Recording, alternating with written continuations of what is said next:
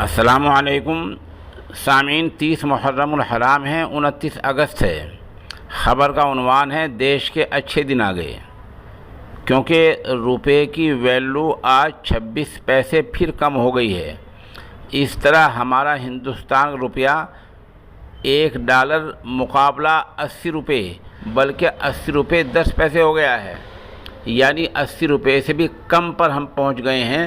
$1 बनाम 80.10 पर हम पहुंच गए हैं। इस तरह हमारा रुपया आज 26 पैसे और कमज़ोर हो गया है। अब मोदी जी के उस नारे का क्या होगा जिसमें देश के अच्छे दिन आने की बात कही गई थी।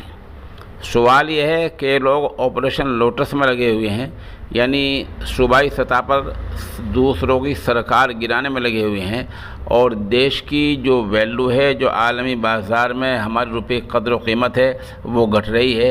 ये बड़े अफसोस की बात है कि आज फिर, यानी आज पीर का दिन है और आज हमारे रुपये की कीमत 26 पैसे फिर घट गई है।